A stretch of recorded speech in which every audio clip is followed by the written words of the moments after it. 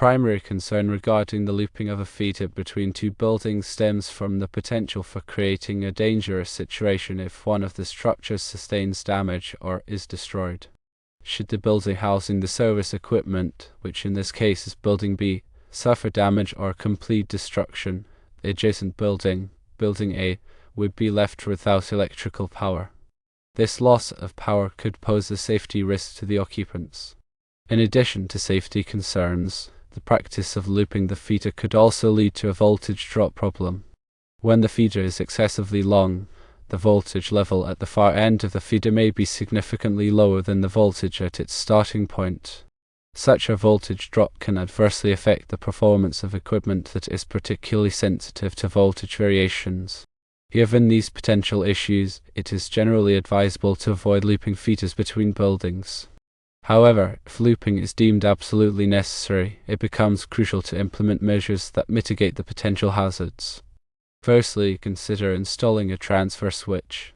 This device would enable the building normally supplied by the looped feeder to be powered from an alternative source if the building containing the main service equipment is damaged or destroyed. Secondly, selecting a feeder of adequate size is of paramount importance to minimize voltage drop. Let's discuss National Electrical Code, or NEC, Section 230.2. Subsection A, General. It states that each service shall supply a single building or other structure and shall be limited to a single occupancy. Each service shall be installed and connected to the structure it supplies. There is an exception.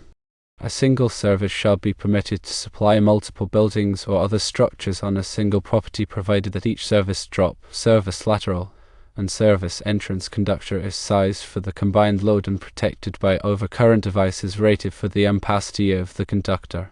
While this exception permits a single service to feed multiple buildings on a single property, it doesn't specifically address the practice of looping feeders between those buildings. However, the underlying principle of the NEC is to restrict the number of buildings that rely on a single service. The reasoning behind this restriction is to minimize the potential hazards that could arise if that single service is compromised or destroyed.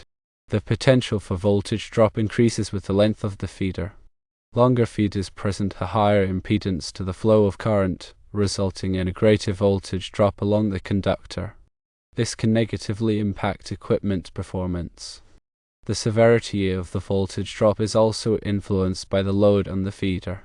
Higher loads draw more current, exacerbating the voltage drop. Therefore, when designing a looped feeder system, it is essential to carefully calculate the expected load and select a conductor size that can handle the current without excessive voltage drop. Several factors must be considered when choosing the appropriate conductor size. Firstly, the ampacity of the conductor must be sufficient to carry the calculated load current. Ampacity refers to the maximum current a conductor can safely carry without exceeding its temperature rating. NEC Table 310.15 details the ampacities of different conductor sizes and types. Secondly, the voltage drop must be within acceptable limits. A common rule of thumb is to limit the voltage drop to no more than 3% for feeders and 5% overall, including both feeders and branch circuits. To calculate voltage drop, use Ohm's law and consider the conductor's resistance per unit length. Thirdly, the conductor must be suitable for the environmental conditions in which it will be installed.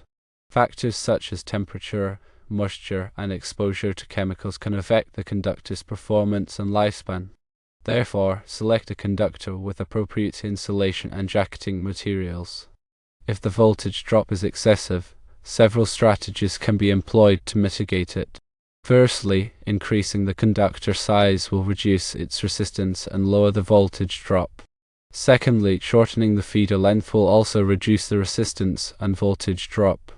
Thirdly, using a higher voltage system will reduce the current required to deliver the same amount of power, thereby lowering the voltage drop. In some cases, it may be necessary to install a voltage regulator to maintain a stable voltage level at the end of the feeder. Proper overcurrent protection is crucial to ensure the safety of the electrical system. Overcurrent devices, such as circuit breakers and fuses, are designed to interrupt the flow of current when it exceeds a safe level. This protects the conductors and equipment from damage due to overloads and short circuits. The size of the overcurrent device must be coordinated with the ampacity of the conductor it protects. NEC Section 240.4 provides detailed requirements for overcurrent protection. It is essential to select overcurrent devices with appropriate interrupting ratings. The interrupting rating is the maximum fault current that the device can safely interrupt without failing. The available fault current at the point of installation must be determined to ensure that the overcurrent device has a sufficient interrupting rating. Grounding is another critical safety aspect of electrical systems. Grounding provides a low impedance path for fault current to flow back to the source, allowing the overcurrent device to trip and clear the fault. This protects people from electric shock hazards. The grounding system must be properly installed and maintained to ensure its effectiveness. NEC Article 250 provides comprehensive requirements for grounding and bonding. Bonding is the process of connecting all metal parts of the electrical system together to create a common ground potential. This helps to minimize voltage differences between metal parts, reducing the risk of electric shock. Proper bonding is essential for safety and is required by the NEC. Specific grounding and bonding requirements vary depending on the type of electrical system and the location of the equipment. It is important to consult the NEC and other applicable standards to ensure that the grounding and bonding system is properly designed and installed. Regular inspections and testing of the electrical system are essential to identify and correct any potential problems. Inspections should be performed by qualified personnel who are familiar with the NEC and other applicable standards. Testing should include insulation resistance testing, ground impedance testing, and overcurrent device testing. Any deficiencies identified during inspections or testing should be promptly corrected to ensure the safety and reliability of the electrical system. The design and installation of electrical systems should be performed by qualified professionals who have the necessary knowledge and experience. It is important to hire licensed electricians and engineers who are familiar with the NEC and other applicable standards. These professionals can ensure that the electrical system is properly designed, installed, and maintained to provide a safe and reliable source of power. Furthermore, local codes and regulations may impose additional requirements beyond the NEC. It is crucial to be aware of and comply with all applicable codes and regulations. Consult with local authorities to determine the specific requirements for the installation and operation of electrical systems. In summary, looping feeders between buildings presents potential hazards and requires careful consideration. While the NEC does not explicitly prohibit looping feeders, it emphasizes the importance of minimizing risks and ensuring safety. By implementing appropriate measures such as transfer switches, proper conductor sizing, and robust overcurrent protection, the risks associated with looped feeders can be mitigated.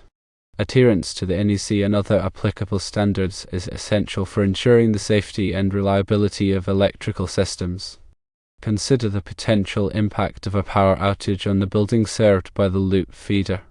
If the building houses critical equipment or processes, a backup power system may be necessary to ensure continued operation during a power outage. A generator, or uninterruptible power supply (UPS), can provide temporary power until the main service is restored. Consider the long-term reliability and maintainability of the loop feeder system. Regularly inspect and test the system to identify and address any potential problems before they lead to failures. Develop a maintenance plan that includes periodic cleaning, tightening of connections, and testing of overcurrent devices. Document the design and installation of the loop feeder system, including conductor sizes, overcurrent device ratings, and grounding details. This documentation will be helpful for future maintenance and troubleshooting. The presence of multiple buildings on a single property introduces additional considerations for electrical system design and operation. Each building may have different load requirements and occupancy characteristics, which must be taken into account when designing the electrical system. The electrical system should be designed to provide adequate capacity for each building, while also ensuring that the overall system is safe and reliable. Consider the potential for future expansion of the electrical system. As the buildings and the property grow and evolve, the electrical system may need to be upgraded to accommodate new loads. Plan for future expansion by providing spare capacity in the service equipment and distribution panels. This will make it easier to add new circuits and equipment without having to make major modifications to the existing electrical system. The electrical system should be designed to minimize energy consumption and reduce operating costs. Consider using energy-efficient lighting, HVAC systems, and other equipment. Implement energy management strategies such as lighting controls and occupancy sensors to reduce energy waste. Regularly monitor energy consumption and identify opportunities for further energy savings. The electrical system should be designed to comply with all applicable environmental regulations.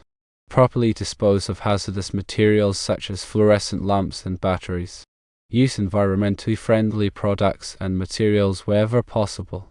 Consider the aesthetic impact of the electrical system. Locate service equipment and distribution panels in inconspicuous locations. Use concealed wiring methods to minimize the visual impact of the electrical system. Select lighting fixtures that are both energy efficient and aesthetically pleasing. The electrical system should be designed to be accessible for maintenance and repair. Provide adequate working space around service equipment and distribution panels.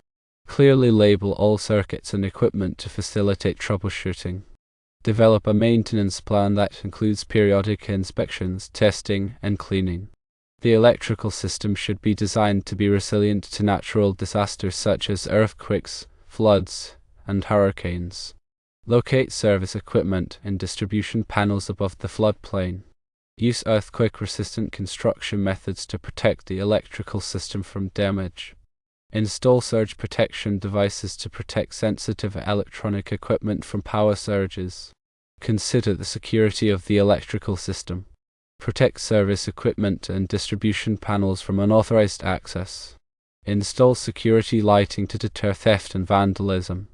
Implement cybersecurity measures to protect the electrical system from cyber attacks. The electrical system should be designed to be safe for all occupants of the buildings. Provide ground fault circuit interrupter (GFCI) protection in areas where there is a risk of electric shock. Use tamper-resistant receptacles to prevent children from inserting objects into outlets. Clearly label all electrical hazards and provide warnings to occupants. The electrical system should be designed to be reliable and provide a continuous supply of power. Use high-quality components and equipment. Install redundant systems to provide backup power in case of a failure. Implement a preventive maintenance program to minimize downtime. Consider the life cycle cost of the electrical system. Choose components and equipment that are durable and long-lasting. Implement energy-efficient measures to reduce operating costs. Develop a decommissioning plan to ensure that the electrical system is safely and responsibly removed at the end of its useful life.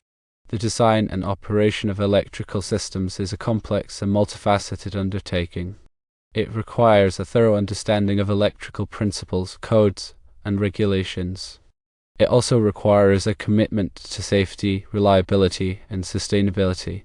By following these guidelines, you can ensure that the electrical system is properly designed, installed, and maintained to provide a safe and reliable source of power for all occupants of the buildings. Remember that the specific requirements for electrical systems vary depending on the location and application. Always consult with qualified professionals to ensure that the electrical system meets all applicable codes and regulations. The information provided here is for general guidance only and should not be considered a substitute for professional advice.